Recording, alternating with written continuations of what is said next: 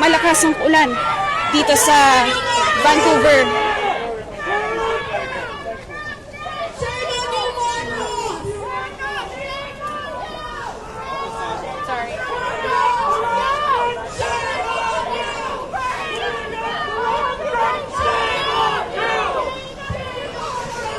Ang ginigit naman nagkikilos protesta, hindi raw welcome si Pangulong Marcos dito sa Vancouver, Canada. Magandang hapon mga kasama at magandang umaga dyan sa Pilipinas. Nandito tayo ngayon sa isang sikat na Filipino fast food chain sa Vancouver, Canada. Dahil nandito ngayon sa loob si Pangulong Ferdinand Marcos Jr. para makisalamuha sa mga Filipino crews na nagtatrabaho dito, pati na sa Filipino community. At kasabay nga nito, sinalubong si Pangulong Marcos habang nandito siya sa sikat na fast food chain. Sinalubong siya ng kilos protesta dito sa Vancouver, Canada. We are still waiting for accountability for the flood control corruption. The corruption that you referenced in your State of the Nation address last year. But still, today, no big fish have been held accountable. Imperialismo! Imperialismo! Colonialismo! Bakit kapitalismo? Imperialismo! Thank you! You are the Filipinos! You are the Filipinos, so you don't know nothing about! So you shut up! You shut up! You don't know nothing about! Marcos is the son of a dictator! Ayan mga kasama, lumabas na si Pangulong Ferdinand Marcos Jr. ng Jollibee store. Kasabay nito nagsilabasan yung mga nagkikilos protesta dito sa Vancouver, Canada. Kasabay rin ng kilos protesta nila at na-event ni Pangulong Marcos, malakas ang ulan dito sa Vancouver.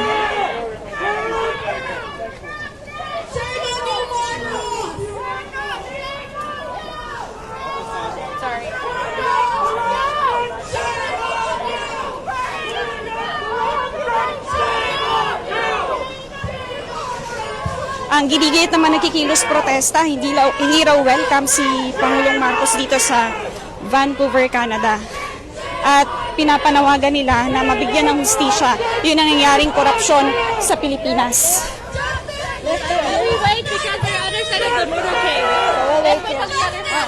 Ayan, hanggang dito sa paglalakad ni Pangulong Marcos, sinusundan siya ng mga nagkikilos protesta.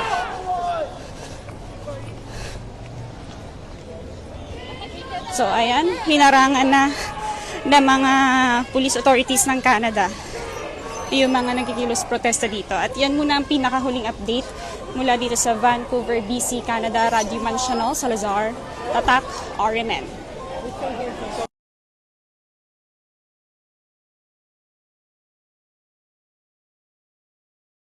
Di ba? Siyempre, may kuryente, may tubig, pagkain, kung may sasakyan ka, panggasolina, baka may hinihulugan kang sasakyan, naghuhulog ka ng sasakyan, etc. etc.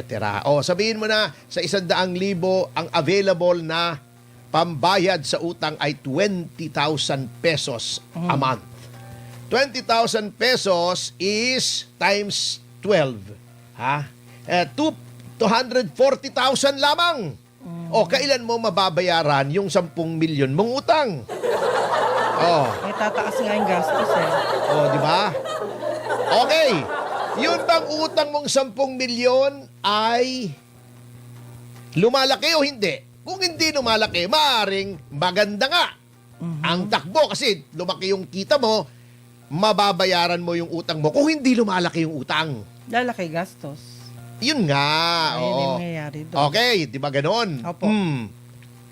Ikaw ba ay may ilang pinagkagastusan pa? 100,000 nga yung iyong income kada buwan. Yung 50,000 naman noon ay ninanakaw nung katulong mo. Kada buwan, kinukupit nung driver, nung katulong, di ba? Oh. Ng mga empleyado mo sa opisina. Maganda ba ang buhay mo noon o hindi? Hindi po. Okay. Yan ang ehemplo natin, di ba? Okay. ihalin tulad natin sa nangyayari dito na binibida ni Pangulong Marcos kasi wala na siyang maibida eh. Wala na siyang maibida kundi si Secretary Bida ng DOJ. Ayun. Yun lang ang bida. Oo. Okay.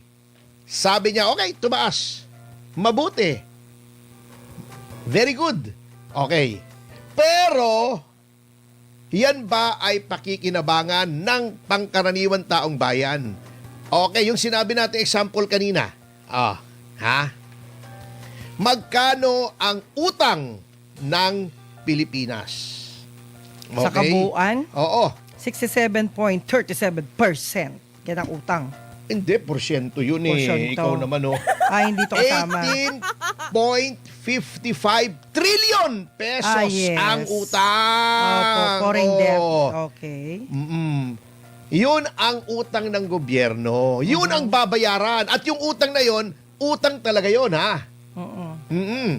Hindi yung katulad ng utang ng ina mo ha. Na yung halimbawa ng utang sa'yo, siyempre alam nga naman tubuan mo yung nanay mo, napakasama mo namang Hindi anak. pwede yun. Hindi pwede. Utang Oo. ng ina mo, utang ng ina nila, di ba? Oo, utang ng ina nating lahat. Oo. Basta utang. Ayan. Ang utang po ay may interest. So, Yan. lumalaki yung interest noon. Ito lamang sa right now, uutang na naman o umuutang ang ating pamahalaan ng 1.2 trillion pesos.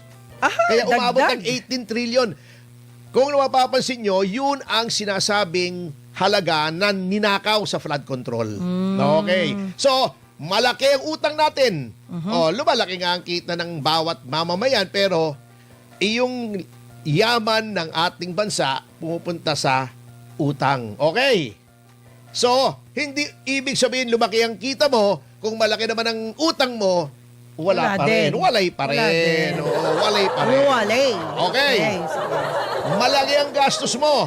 Kasi nga, yung flood control na wala naman, halimbawa, nagsusugal ka, parang sugal na rin yung mga ghost project eh, di ba? Gagastos ka sa wala naman na pupunta, di ba? 100,000, nagsusugal ka naman. Sabihin mo ng 20,000 yung pambayad. Yung happy 1,000 live viewers Yahoy, sa DZAR YouTube. Nagsusugal ka. So, tanggalin na natin yung 20 mil. So, 80 na lang. Nagsusugal ka. Kinukuha mo pa yung 20 mil sa wala. Di ba? Aha. Magkano na lang natira? Di 60,000 na lang. Di ba? Di Wala konti na na, lang, wala na lang. Paano yun? Gumanda ba buhay mo? Hindi. Hindi, syempre. Lumaki Hindi gastos pwedeng porket lumaki ang iyong Kita. kita ay ikaw ay giginhawa na. Sa 60,000, yung 20,000 noon, ninanakaw pa nung maid, nung empleyado, nung driver, nung hardinero. Nakupit pa. Kinupit pa na natira, 40,000 na lang. Ayun. Wala rin. Yan ang sinasabi ko. Hindi na babawasan yung utang. Kasi kita mo ha. At ito pa ha. Kita mo. Paano sasabihin mo na, let's say, yung lumaki nga yung gastos mo, yung income mo, lumaki din naman yung gastos mo. Kita mo.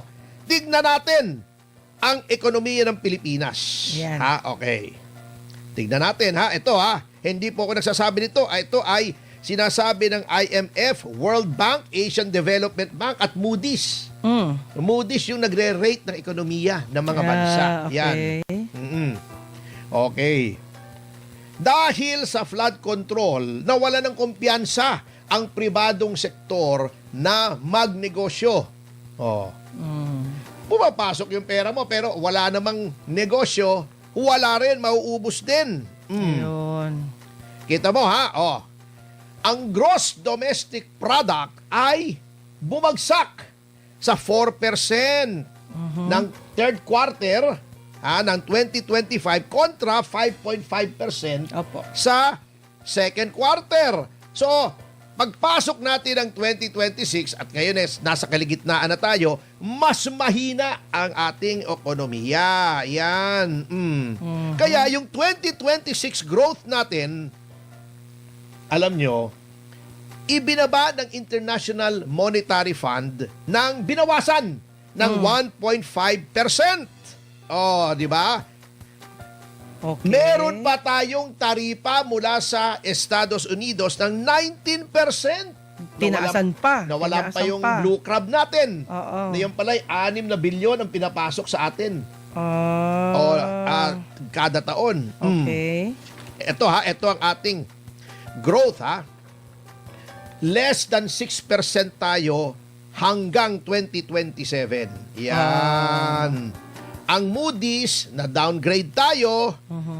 Dati 5.5% kasi ang projected growth, naging 4.9 na lang, napakababa. Lahat ay mas mababa sa target. Ibinaba na nga ng ating pamahalaan ng target nila Opo. hanggang 5 to 6%, mas mababa pa pala. Oh. Siguro ang consultant nila dito, si Nato Reyes, kasi Mas mababa. Hindi mababa. Puro baba. Oo. Ayan na. Mababa. Okay. Bumaba. Di ba? Yun ang mabigat. Inflation. Mataas. Di ba? Paano tayo angat niyan? Ito na. Kita mo, ang sinasabi rito, bagamat tumaas ang income, di ba tinaas pa nga yung minimum wage Opo. ng 600. 85 pesos, di ba? Yeah. Itinaas ng 85 pesos, Oo. di ba? Sabi nila historic at okay naman talaga. Mabuti naman. Ngunit, yung mabibili mo sa pera mo ay mas mababa ngayon. Bumaba ng 3.3% ang mabibili mo. So yung mabibili ng 100 pesos mo Total. ngayon, mas maliit sa mabibili ng 100 pesos mo noong 2022, 2023. Opo. So kahit tumaas ang income mo, yung mabibili mo ay mas Kapiranggot. kapunti. Yan ang tinatawag na Kapiranggot. Yan na lang. inflation. Hindi tumitingin sa inflation si Pangulong Marcos Kaya mali yung analysis, tuwan-tuwa siya. Kita mo, ang inflation, 4.3% Opo. ang projection ng International Monetary Fund sa 2026. Eto, sa World Bank naman ay 5.1% ang projection. Ang Moody's 3.7%. Noong April, yung latest na dato natin, Opo. datos, 3.9% na ang inflation. Ibig sabihin, Mataas na. bumaba yung halaga ng ating salapi ng 3.9%. Okay.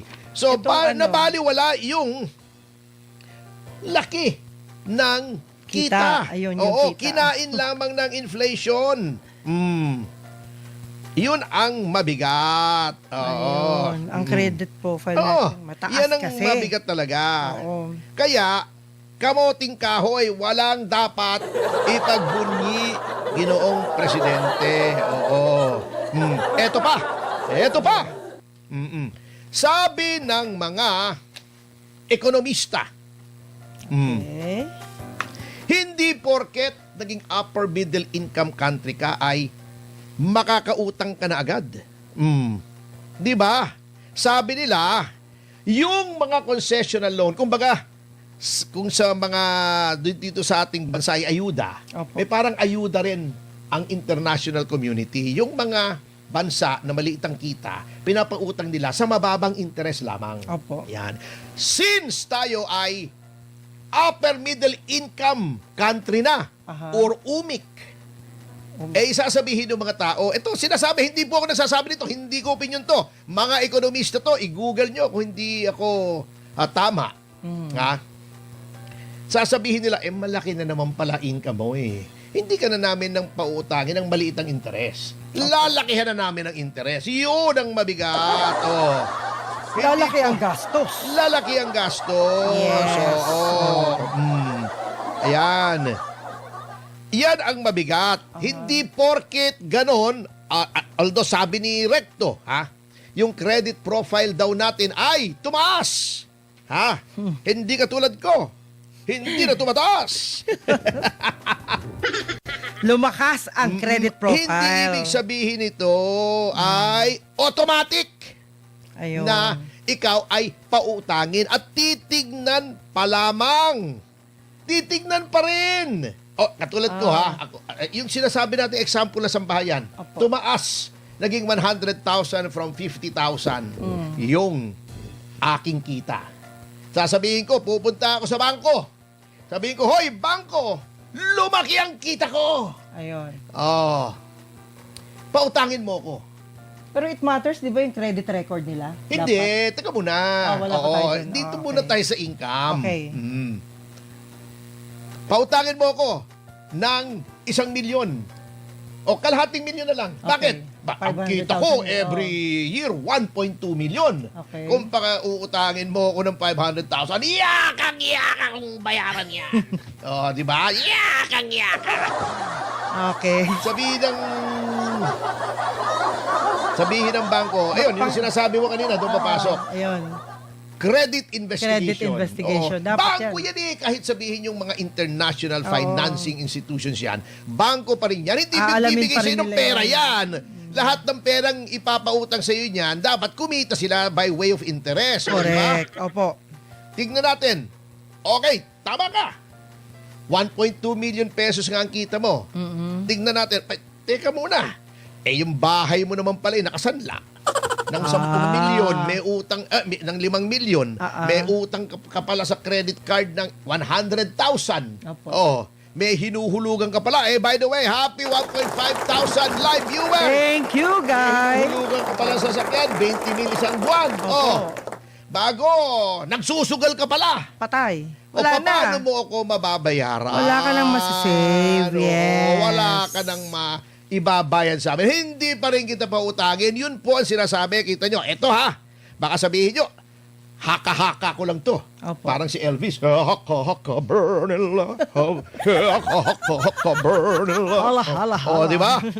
Ayun na. Okay. Sabi, dito, titignan pa rin ang estado ng iyong pamamahala at iyong paggastos. Ayan, sinabi nito Opo. Sabi ni Oplas. Sino tong si Oplas?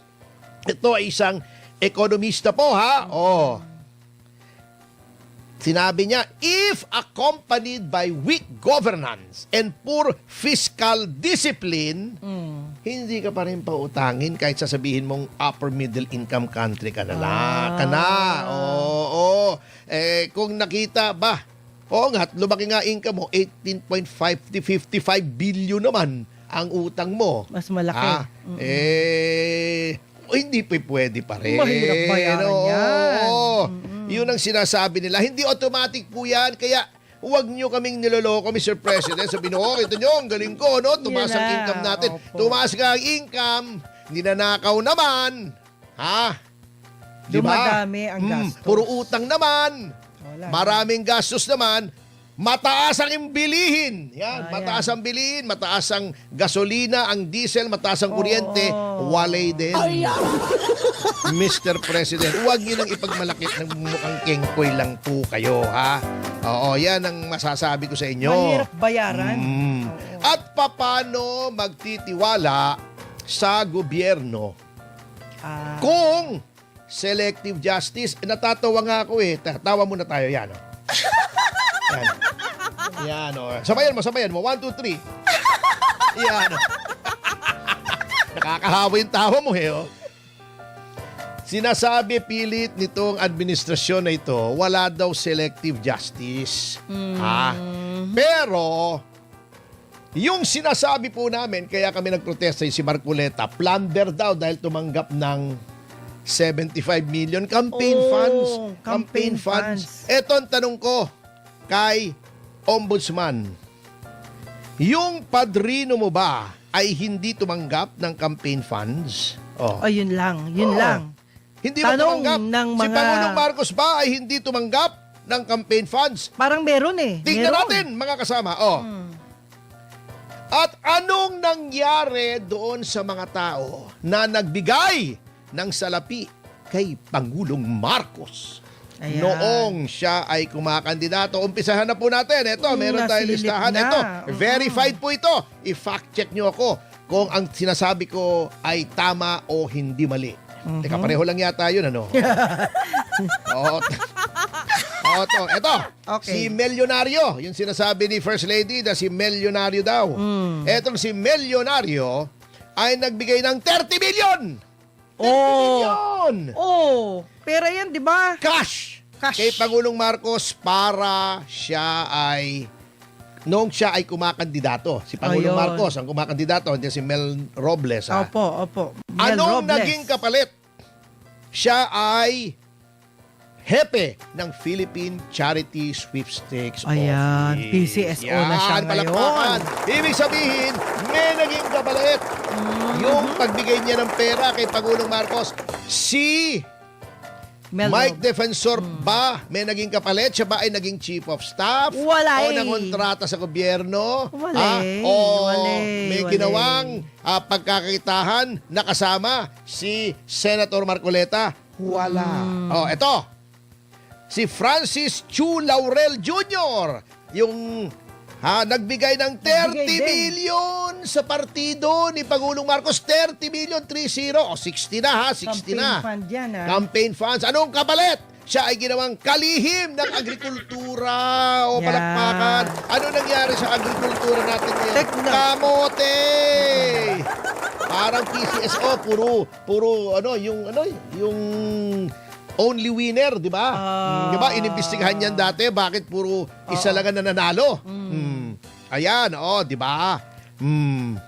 Yan. Si Anton Lagdameo. Pasensya ka na. Kasamang sir. Anton, magkaibigan tayo. Pero siya ay nagbigay ng 247 million! Balakbakan! Wow! 247. Oh. Hindi, anong mas malaki? 247 million o 75 million? Yung kay Marcos. Yun ang malaki. Ibigay sa kanya. 247 million. 247 O 60 million plus 247 million o di more than 307 na. Ayun, 307 million. 300,000. Anong kabalit ng 247 million? Ginawang special assistant to the president. Palakpakan. Cabinet rank. Oh! But wait, there's more. Meron pa? Parang home TV shopping eh, no? But wait, there's more. Ayan. Etong si Para lang sa kaalaman niya yan, guys. Hubert Dominic Guevara ay nagbigay ng 1 milyong piso Oh! kay Pangulong Marcos. Maliit lang. Ay, maliit. Pero Pero pa yun. may naging kapalit. Siya ay naging Senior Deputy Executive Secretary. Oh. Di ba? Ayan na. Eto pa. Ito 100,000 lang. Okay. Si Nesauro Hernandez Firme. Okay. Pero siya, nung nanalo si Marcos, ay inappoint. Ay, happy 2,000 live viewers! Yan! Maraming salamat po. Masaya. Thank you, guys. Etong si Nesauro Hernandez Firme ay inappoint sa Judicial and Bar Council, yung namimili ng mga huwes, ng mga lahat pala may maestrado. kapalit eh. Kaya protektado nung ninonominate si Boying Remulla kahit may mga kaso. Palakpakan, napakagaling. Yun yung reason. Meron pa. Ano pa? Ito ay partial lamang ha. Sa Lunes, may ibibigay pa tayong listahan Okay. ng mga tao na nag-donate at napakaraming nakuhang kontrata sa gobyerno. Ayan tuloy. Eto, Nakita tuloy ang Si difference. Joben Angtay. Siya ay nag-donate ng 2.9 million sa Okay. kampanya. Hindi na siya nag-angtay ng matagal. na. Etong si Joben Angtay. position din, may position. Oo, hindi na siya nag-angtay. Joben Ng matagal, Angtay. mabilis. Oo. Hindi mabayag. Oo, hindi Ay, mabayag, mabayag. mabagal, 'di ba? Ilocano. Kasi Ilocano si Pangulo eh. DJ Hindi Tibange. mabayag. Oo, Sorry. hindi mabagal. Hindi mabagal. Oo, mabilis. How Hindi na much? nag-angtay si Angtay. Siya How ay much si Angtay? hindi 2.9. Siya malaki, ay malaki din. inappoint bilang General Manager ng National Housing Authority. Wow! Ang gagaling. I-total nyo to, more than 300 million ito. Partial pa lang. Bakit walang investigasyon dito? May kapalit! May kapalit! May kapalit pa. Mamaya tuloy. Sa Monday. Tama, sa Monday. Monday, Bago tayo opo. mag-segue sa impeachment trial, tayo po ay magbibigay pa ng mga ehemplo. Ayun. Oh, hindi ba selective justice yan? Okay. Di ba ang yabang-yabang noon ni Boying Remulla? Opo. Sabi niya, mayroong 30 mga kongresista na iniimbestigahan kami tungkol sa flood control. Ang tagal na po noon, ka-appoint lang niya. Hanggang Pakitang ngayon. gila siya. Nasaan? Talaga. Meron ba? Wala Wala pa eh. tayo narinig. Di ba? Oh. Bakit? Nauna pa yung mga nagtatanggol sa kabayan ng bayan, yung mga nagdidemanda dahil sa katiwalian, yung naghahayag, nag-expose ng katiwalian, yun pang didemanda nyo ng plunder. Sila pang Anong hinaharap. klase yan? Oo, kaya nga Inuna nyo pa si Robin Padilla. Anong obstruction pinagsasabi? Hindi maintindihan tong mga ito, Sinabi na ni John Vic kung hindi daw naman siya pumunta ron para mang-aresto. Saan Wala libro daw namang yan aresto. galing? Saan ang obstruction of justice? Kung walang warrant o questionable pa yung warrant. Mga tirada nyo naman di ba? Okay, eto pa di ba? Confidential funds sila ng confidential funds kay VP Sara. Opo. O ito, yung magkapatid na Remulla, noong si Boying ay nasa DOJ at hanggang ngayon naman nasa DILG si John Vic. Magkano ang confidential funds ng DOJ? 500 million, more or less. Magkano ang DILG? 500 million more or less. Bakit walang investigasyon dito? Tama ba? Naayos ba? 1 billion ang total niyang dalawang magkapatid. Bakit sila Wala. pwede? Kanya nga. Yun ang sinasabing selective justice. Ang dami-daming mga congressmen, mga senador ang tumanggap ng kontribusyon sa mga contractors. Yun. Mga contractors na ngayon ay sangkot sa flood control. Pero bakit wala? Imbestigahan nyo rin. Bago sasabihin nyo, hindi selective justice, inuuto nyo kami. Hindi naman kami uto. Ang taong bayan po matalino na, hindi na pwede mga pakyut-pakyut nyo dyan. Ayan. Kaya tinatakot nyo na